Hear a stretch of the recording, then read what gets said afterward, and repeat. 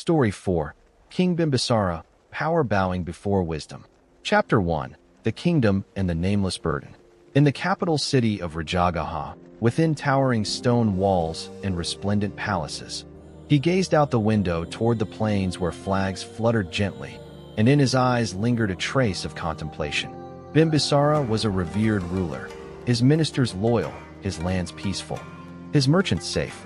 Every detail of governance was meticulously reported, and praise for his wealth, strength, and authority echoed daily in his court.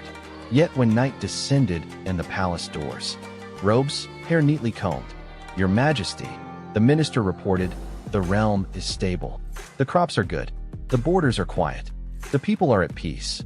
But the king only nodded faintly, setting down his teacup, his gaze distant. "Kosala, have you ever thought that this throne could slip from my hands with just one whisper of betrayal?" Kosala frowned. "Your Majesty has trained soldiers, forged alliances, governed with justice. Who would dare threaten your reign? The people believe in you." "Belief can change," Bimbisara replied softly. "One slander, one envious heart. I've seen empires crumble that way. Fear doesn't come from enemies outside, but from the terror of losing what one holds." Later, in the royal garden, Bimbisara watched his beloved son, Angulimala. "Father, how can a shackle be beautiful?" Bimbisara smiled faintly. "When you hold power, you will see, others will always desire it. And one day, you may have to face betrayal." His words were not meant to frighten, but they carried the weight of truth. The young prince didn't fully understand, yet he felt a strange unease. Within the king's heart, the burden of responsibility was immense. Not only to rule wisely, but to secure the future for his son. Every triumph came with its shadow. Every victory demanded a cost.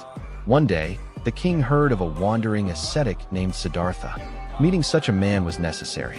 In the royal court, debates arose. Some ministers warned, if the king listens to a monk, will it not diminish his authority? Others whispered, perhaps it would. When the people's hearts, a wise ruler honors wisdom. Still others insisted, a truly great king is one who humbles himself before truth. Bimbisara listened but kept his decision close. That night, the palace shone with music and laughter. Ministers toasted with golden cups, musicians played, dancers spun. Yet amid the glittering scene, Bimbisara suddenly stood, a shadow crossing his face. He walked to the balcony, where the night wind cooled his brow. Below, the city lights shimmered, vendors called out, elders sat by their doors, children played in the streets. Watching them, he whispered to himself, am I ruling for them, or for the illusion of my own greatness? If all this vanished tomorrow, what would remain of me? The next morning, the king made his decision. Without royal fanfare or entourage, he would go and hear the ascetic speak, not as a ruler seeking advantage, but as a man seeking peace. He dressed simply, covered his head with a cloak, and slipped through the gates of Rajagaha unnoticed. Among the gathered crowd, he listened. The ascetic spoke calmly about compassion, impermanence, and the futility of greed, anger, and ignorance. Each word seemed to pierce the armor of the king's restless heart. It was as though someone had gently placed a mirror before his soul, and for the first time, he dared to look into it. After the sermon, Bimbisara did not return immediately to the palace. He stood under a tree, watching the sunset bleed into gold. A court official approached nervously. Your Majesty, Waitari. Streets, his thoughts turned again and again to the same truth. Perhaps true greatness was not found in commanding armies or holding power, but in the courage to bow before wisdom. That night, in the silence of his chamber, King Bimbisara sat alone. The jewels on his crown sparkled faintly in the moonlight. And deep within his heart, between power and humility, a quiet awakening had begun. Chapter 2. The Bell Within the Palace. The Prince Who Renounced His Throne. Rumors swept through the marble corridors of the Magadha Palace like an unfamiliar breeze. A prince, once hailed as the very image of the royal lineage, had abandoned his throne and left to seek the truth. Merchants whispered it in the markets, servants murmured it in the halls, and even nobles exchanged glances filled with disbelief. Such things only happened in legends. Yet now, it unfolded before their eyes like a question without an answer. What could be more valuable than power itself? King Bimbisara received the news in a small letter, hastily written by a border messenger. Sitting in his study, his fingers traced the lines of the map before him, following the borders of the lands he ruled. The letter read, Prince Aishatru, after years of study, has renounced the throne and followed the ascetic Siddhartha northward. The king's gaze dimmed, the figures, taxes, and trade routes on. The parchment blurred. Only one thought echoed in his mind. Why would a man who had everything walk away from it all? He summoned his council. The grand chamber filled with cautious footsteps, and, if he seeks truth, that is admirable. His renunciation could bring respect, not ruin. But the kingdom must remain steady. A third leaned forward, smiling faintly. Perhaps this could serve your Majesty's image, a ruler wise enough to honor the pursuit of truth. Bimbisara listened in silence. The words drifted by like smoke. He remembered hearing about Siddhartha, a man who once left a golden palace to seek enlightenment, returning not as a monarch, but as one serene in all things. Could that path hold the answer to his own restless heart? Power granted him strength, but had it ever brought him peace? He recalled a merchant's saying, The truly great man is not he who commands others to bow, but he who knows when to bow before what is true. One quiet afternoon, his decision took form. The king would invite Siddhartha, not for spectacle, but for a true dialogue. The message was sent, and soon, all of Magadha buzzed with speculation. King Bimbisara has summoned Siddhartha for a royal conversation on life and governance. Some rejoiced, calling it a sign of wisdom. Others doubted, seeing politics behind humility. When the day came, the palace prepared not for grandeur but for stillness. A clean floor, a few simple seats, and a quiet space where words could breathe. Siddhartha arrived with no procession, no display. He walked lightly, eyes calm, neither submissive nor proud. Opposite him sat King Bimbisara, regal in attire, yet his gaze was not of dominance, but of sincere curiosity. The conversation began with formal greetings. Then the king spoke, his voice steady but shadowed with unease.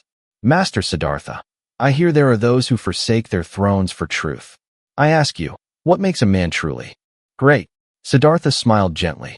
Your Majesty, greatness lies not in what one holds, but in what one can let go of to see clearly. The words struck softly, like a wind stirring the still air. Their exchange unfolded, not as a sermon, but as a meeting between two souls, one burdened by the weight of rule, and one lightened by renunciation. Bimbisara spoke of his fear of losing power, his anxiety for his legacy, the web of desires and schemes that surrounded him. Siddhartha listened quietly, then asked simple but piercing questions. What is it you fear losing most? Do you hold power for yourself, or for those who depend on you? The king fell silent. He had wielded command over armies, over territories, but had never examined the command within himself. Replied, a king may build fortresses, but if he cannot build peace within his people's hearts, those walls are hollow. True greatness is not in ruling over many, but in freeing many from fear. The dialogue stretched for hours. Sometimes the king questioned with vigor. Sometimes he fell into thoughtful silence. Siddhartha spoke of impermanence, compassion, and the right use of power, not as lofty ideals, but as living truths. Each word was a mirror, reflecting back the king's own yearning. When it ended, there was no declaration, no public decree, only a quiet transformation. As the sage departed, whispers filled the corridors. The king has listened. Perhaps a new age is dawning. From his chamber window, Bimbisara watched the golden dusk spread across the palace roofs. In that soft light, he realized, power could command obedience, but only truth could earn reverence. And a ruler's true greatness begins the moment he learns to bow before what is right. A kingdom. The conversation stretched into midday, sunlight slanting through carved stone pillars in the royal hall. Ministers sat around in uneasy quiet, some anxious, others intrigued. Quieter, deeper. Siddhartha spoke calmly, each word deliberate, each pause carrying weight. Power may make one strong before others, he said, but strength alone does not bring peace. One of the senior ministers interjected, his tone eager. Your Majesty, Power and armies are what keep the kingdom safe. Without strength, the realm would crumble. The king turned his gaze toward the man, then back to Siddhartha, his eyes a mixture of pride and fear. Siddhartha did not argue. Instead, he told a short parable, his voice soft and steady. There was once a ruler who conquered many lands and returned covered in glory. But at night, he could not sleep, haunted by the thought of betrayal. One day, he felt a treachery from within his own home. And there was another man. Siddhartha looked at him with compassion, but his gaze did not waver. Protection does not come only from swords. When the heart of the ruler is not ruled by greed, when his people feel fairness, instead of fear, when authority stands on truth rather than terror, then the kingdom is truly safe. He who conquers 1,000 armies uses outer strength. He who conquers himself uses inner strength. The air in the hall grew utterly still. Then came the words that would echo through centuries. He who conquers 1,000 armies is not greater than he who conquers himself. The sentence fell like a stone into a deep lake, the ripples spreading silently across every face. There was a sigh, a murmur. Bimbisara was motionless, his eyes closed briefly, as if letting the truth sink inward. The creases of worry on his face softened, like frost melting under the morning sun. An old general, scarred from countless battles, suddenly bowed low. "Your Majesty," he said hoarsely, "I have long taught men to conquer through fear. I thought that was strength. But hearing this today, I see another way. To rule by heart, not by threat." A faint rustle moved through the room. Perhaps this court will change. Bimbisara opened his eyes. He rose slowly from his throne, descended the marble steps, and walked toward Siddhartha. Every sound in the hall ceased, as if something. "I will live forever afraid. What should I do?" Siddhartha met his gaze with calm kindness. "There is no command, only a mirror. Look into it, and you will see what must be let go. It may be a single act, one decision made more for your people than for your throne." The king looked down at his own hands, as though feeling the invisible weight of his crown upon them. Memories flooded back, sleepless nights, false whispers, decisions that had favored power over truth. His eyes glistened, not from weakness, but from realization. A young court scholar stepped forward shyly. "Your Majesty, if conquering oneself can make the kingdom better, allow us to learn how to do the same." Murmurs of agreement rose softly. Even Kosala, usually stern, allowed a thin smile. "If that is your will, I will help find a way." Silence lingered again before Bimbisara spoke, his voice steady, deeper than before. "I will not abandon my duty, nor my army. But from now on, before every act of power, I shall ask, does this bring peace to my people? Does this make my descendants proud? If not, I will reconsider." One minister sighed heavily. "If the king begins to ask such questions," he muttered, "then many things will have to change." Some smiled, some frowned, but none dared interrupt. Not out of fear, but out of reverence. For in that moment, authority itself had bowed, not to a man, but to truth. As dusk fell and the meeting dissolved, Bimbisara stood alone by the palace window. The glow of campfires flickered on the horizon. Within him, the words still echoed. "He who conquers 1,000 armies is not greater than he who conquers himself."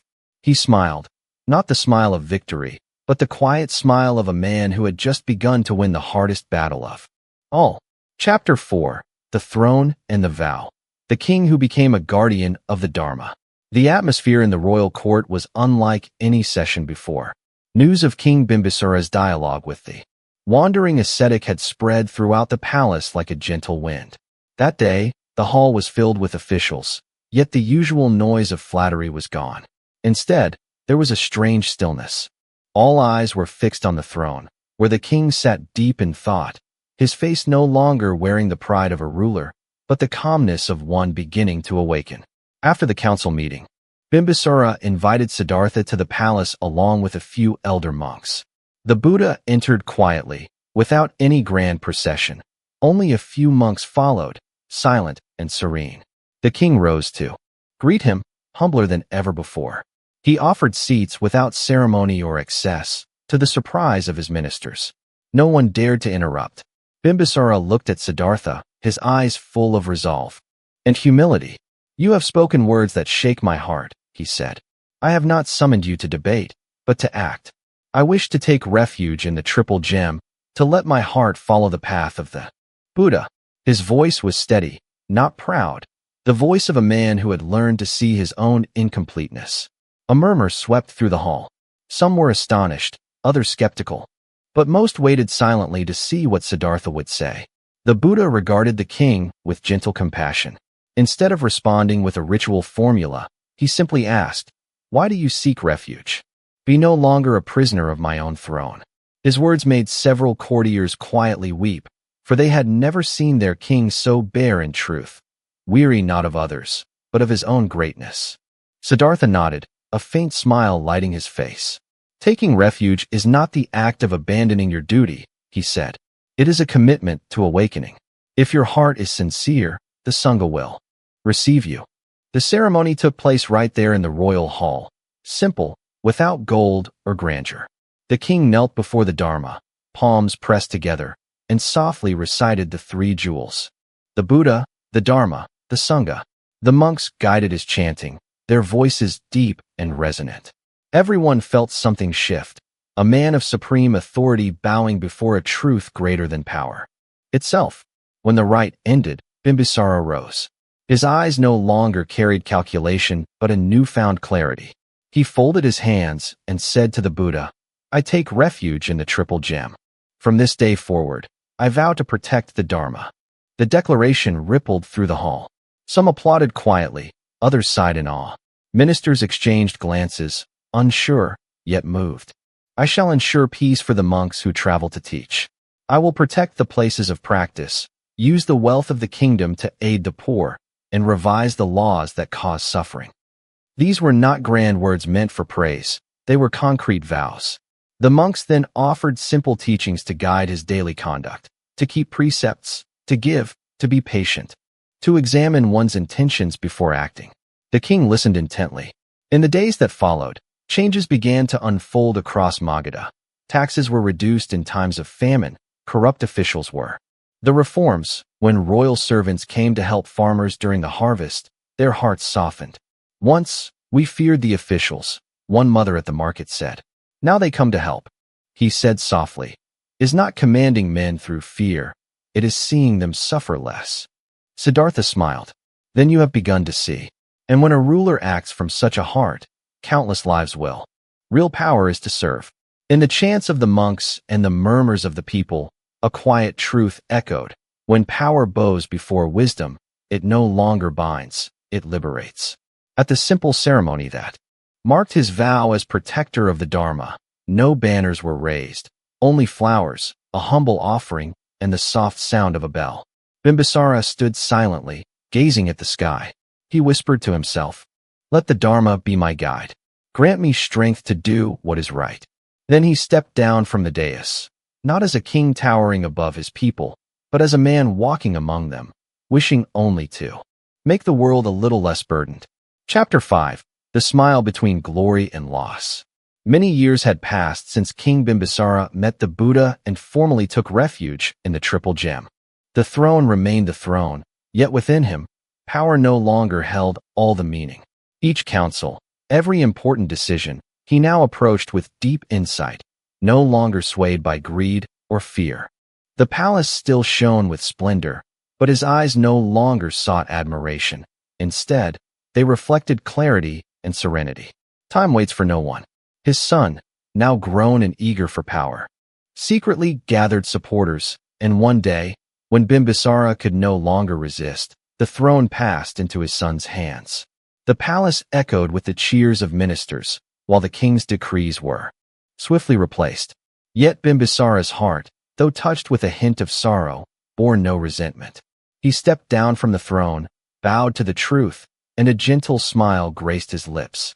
"I once had everything, and now I have learned to let go," he whispered to himself. No words of blame, no trace of jealousy. Everything that had once been a target of power now served as a lesson for the heart to practice letting go. The years of rule had taught him that true greatness is not in holding the throne, but in bowing to the truth and accepting impermanence. The ministers watched. He wandered through the old garden, recalling the laughter of children, the days of bustling court affairs driven by ambition. Now, the wind softly passed through the trees, the petals fell, and he felt clearly the peace in simple things, no longer bound by royalty. One afternoon, as he sat alone, gazing at the reflecting pond in the garden, the image mirrored an elderly man with silver hair and a gentle face. He thought to himself, if the throne were everything, I have lost everything. If letting go is everything, then I have everything. These words resonated within him like a soft melody, reminding him that outward power is an illusion, while inner freedom is real. He remembered the Buddha's words, "He who conquers 1,000 men is not as great as he who conquers himself." Bimbisara smiled, understanding that throughout his reign, the most valuable lesson was not how to govern a kingdom, but how to govern himself, see the truth, and live in accordance with it. In the years that followed, he lived quietly, observing the kingdom from afar, yet his heart remained free. When children ran through the garden or farmers tilled the fields, he felt the small. The truth becomes clear. His words were gentle, yet deeply penetrating for those who listened, reminding everyone that all external glory is merely a means, while true happiness lies in. Bimbisara walked among them, smiling peacefully. I once had everything, and now I have learned to let go. The words floated gently, like the breath of time, carrying a message about true greatness.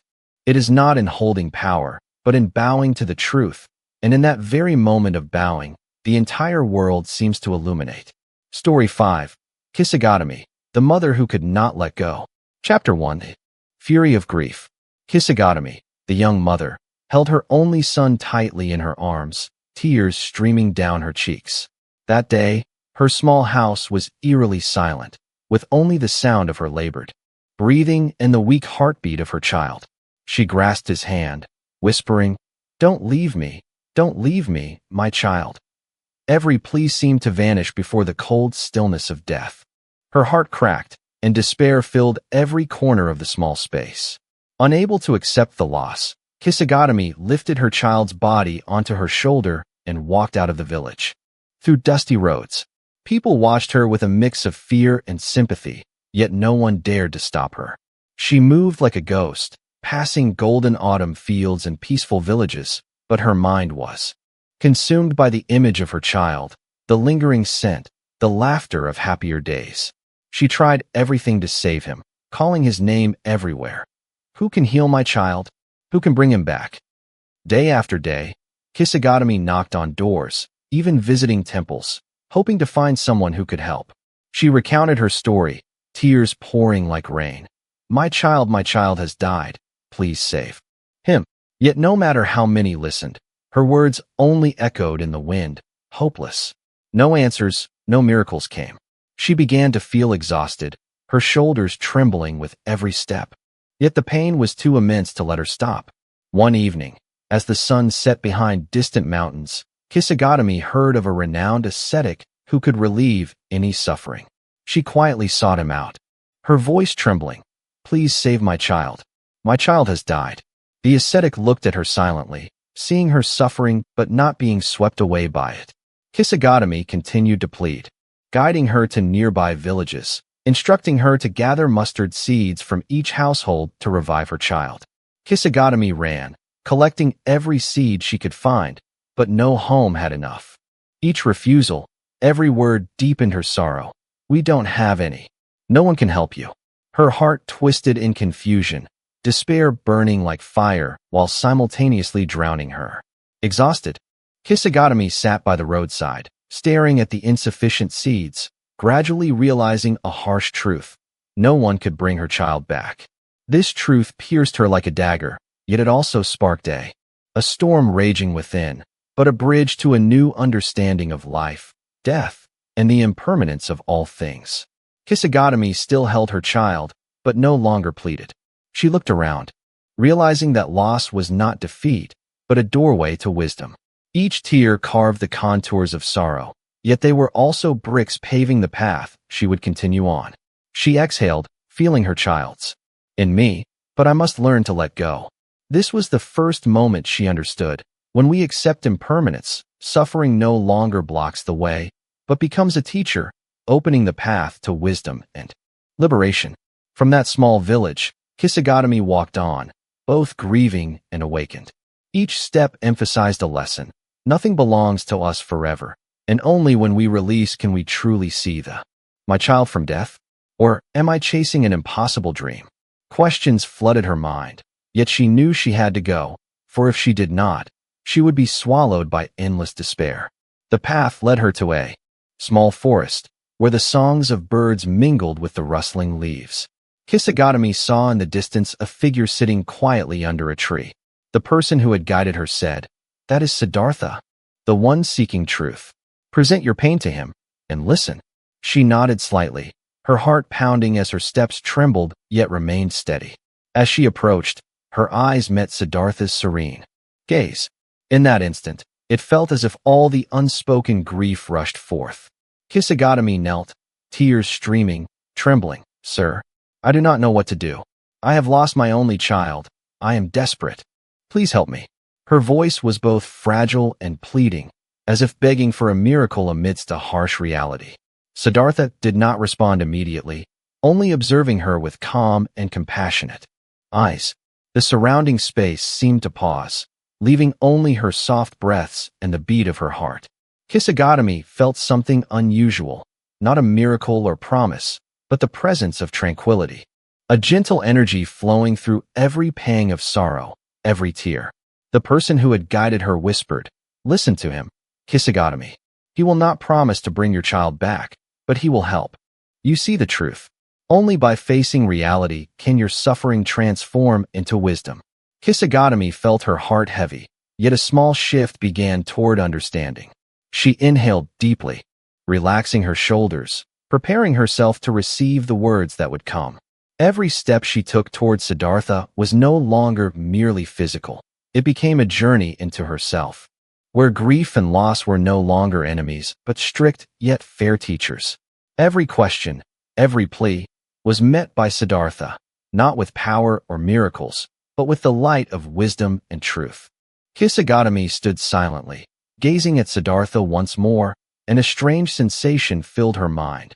Though her heart still ached, a small door opened, leading to a different horizon. She realized that greatness does not lie in those who hold power or can save others, but in those who face the truth and guide others to see it. In the moments beside Siddhartha, Kisagotami began to learn to release a portion of her pain, not to forget, but to recognize the truth that everything is impermanent, and only by understanding this can one step onto the path of enlightenment. Inside her, a new awareness flickered. Suffering is not to be suppressed, but to be transformed into wisdom. She looked at her child and smiled faintly, though tears still welled in her eyes. For the first time, she felt a glimmer of hope, not hope for a miracle, but hope in the path of wisdom and understanding that Siddhartha was opening. Silently, she thought, if this suffering can teach me something, I am willing to learn and listen to the truth within myself. Kisagotami walked alongside Siddhartha, each step a step deeper into understanding. Now, her suffering was no longer a sole enemy, but a guiding teacher. She knew the journey would be long, but for the first time, she felt the power of bowing to the truth, the true strength of a great soul. Chapter 3. The Journey. That cannot escape suffering. Kisagotami bowed before the Buddha, tears still clinging to her cheeks, but within her eyes glimmered a new spark of hope. He said, "Go and find for me a mustard seed from a house where no one has ever died." His words were strange, challenging, and full of hidden meaning, piercing her heart with both pain and curiosity. She did not fully understand, but she knew she had to follow his instructions if she wished to uncover the truth. Carrying a small bowl of mustard seeds, Kisagotami began to go from house to house. Every doorway revealed sorrowful eyes, weeping voices, and scenes of mourning. At the first house, a family knelt around the body of a recently deceased loved one. Kisagotami bowed and asked, "May I have a mustard seed from this house?" The mother shook her head, tears streaming down her face.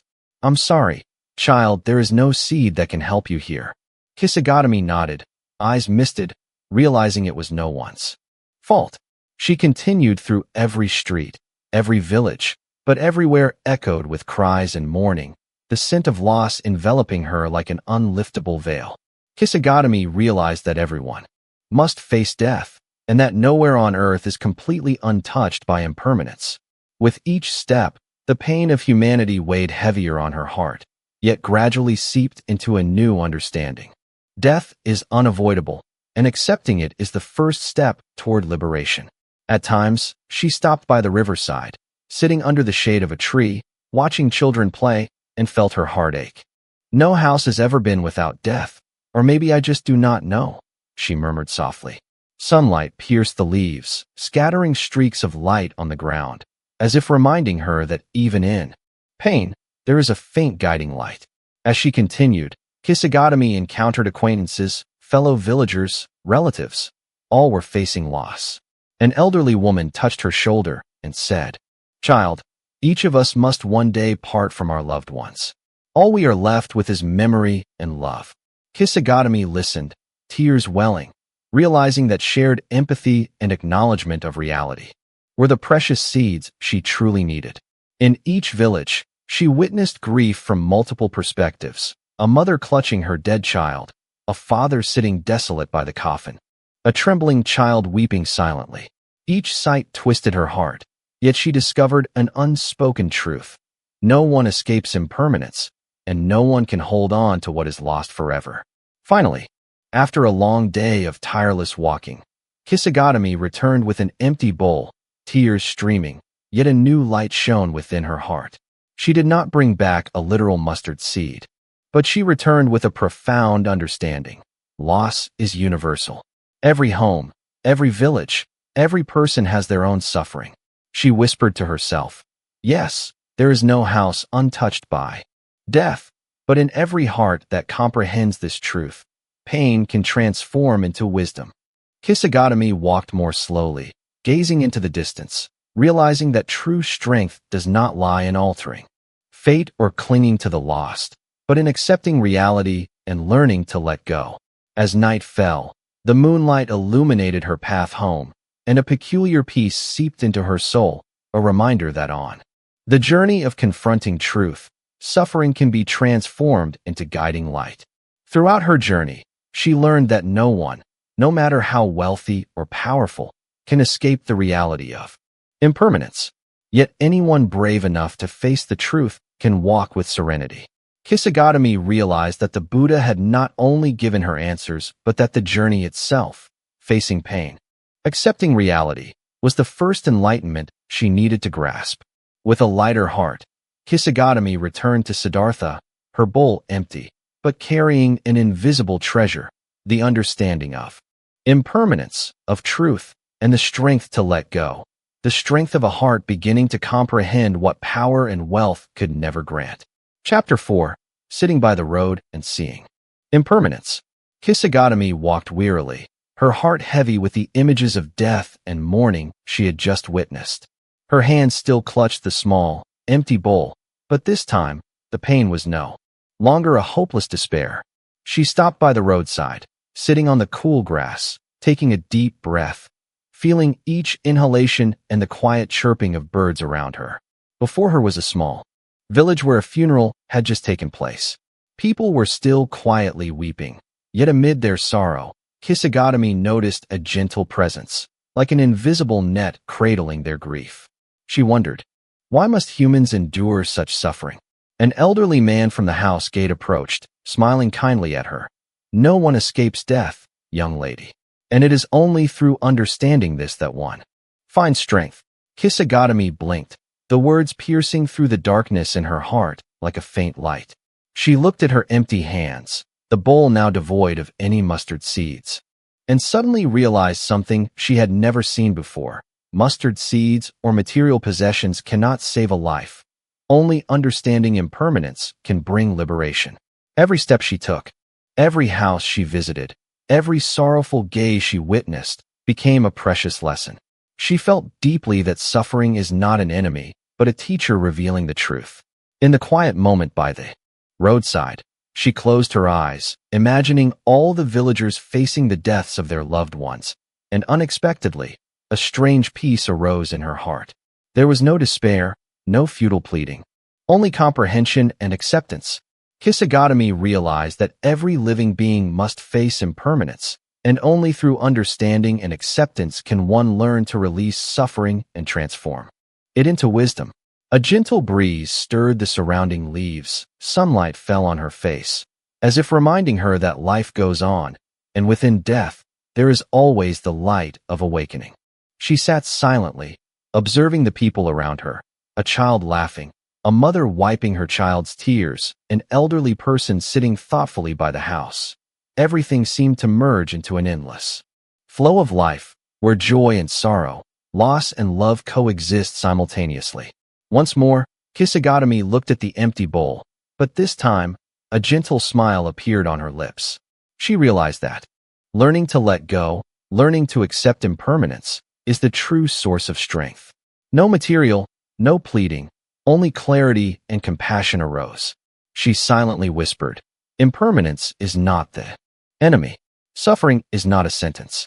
When we accept it, wisdom unfolds." She remained by the roadside until the sun gradually sank, the darkness and light blending. Kisagotami was no longer desperate, but filled with a state of peace, a soul able to perceive the truth, ready to move forward on the path of understanding. Her first awakening was not the result of a miracle, but of deeply embracing impermanence and suffering, transforming what once seemed hopeless into a guiding light for her spirit. As the sun set, the breeze carried the scent of flowers and damp earth. Kisagotami stood, nodding gently, knowing she had understood a profound truth. No one escapes death, but in acceptance, humans find freedom and wisdom. She walked forward, her heart light, knowing that each step would continue the lesson of impermanence, compassion, and wisdom that life had bestowed. Chapter 5. The Path of Wisdom Through Suffering. After months of traveling from house to house in search of a mustard seed from a home where no one had ever died, Kisagotami returned to her small village, but she was no longer the desperate woman clutching her child's lifeless body. Her heart was now calm, like a still lake reflecting the morning light. Every step along familiar paths was filled with meaning, and every person she met became a mirror reflecting impermanence, suffering, and the transformation of the mind. One day, she visited the village mothers, seeing the worry and fear in their eyes when thinking of death, and Kisagotami felt deep empathy. She gently placed her hand on the shoulder of a young mother who was crying. We all experience loss, but if we understand and accept impermanence, suffering transforms into wisdom. I learned this from my own loss. The young mother fell silent, tears flowing, yet her face relaxed, as if receiving a guiding light. Each day, Kisagotami continued to share her story with those in grief, not only through words but also through her presence, through the way she quietly sat, looked deeply into their eyes, and listened to their pain. She recounted the houses she had visited, the grieving families she had witnessed, and how every death, every loss, was an inevitable part of life's flow. Her story became a vivid reminder. Nothing lasts forever, and only by recognizing and accepting this truth can wisdom and peace arise. The villagers began calling her the woman who understands impermanence, but Kisagotami paid no attention to titles. She only knew that each step she took on the path of accepting suffering had transformed her into a different person. One afternoon, she sat by the riverside, watching golden sunlight filter through the leaves, recalling the moments of despair when she held her child. She smiled, not because she had forgotten the pain, but because she had turned it into light, into a path leading to wisdom and compassion. She began teaching young disciples how to perceive suffering and loss. When someone asks about death, do not fear it, do not run from it. Look directly at the truth, and from there, wisdom will arise, she taught. The disciples listened, learning to live in harmony with reality rather than resist it, learning to transform suffering into inspiration for the mind and heart. One morning, Kisagotami walked along the village path and encountered a child crying over the death of a beloved dog.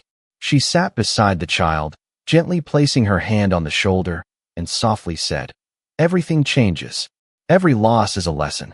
Remember, even in suffering, we can find the light of wisdom." The child looked at her, stopped crying, and for the first time felt peace within. Days passed, and Kisagotami was no longer the grieving mother. She had become a living symbol of learning to accept impermanence, of transforming suffering into wisdom. Every story she told, every lesson she shared, helped others realize that loss is not the end, but the beginning of a deeper understanding of life. As the sunset bathed the village in red light, Kisagotami stood on the small path, looking toward the houses, gardens, and people she had accompanied. In that glow, she smiled, knowing that from her own suffering, she had planted seeds of wisdom and compassion. Her journey was no longer merely personal. It had become a path guiding other souls through the darkness of loss, to recognize impermanence and discover the light of wisdom within their own suffering. Story 4. King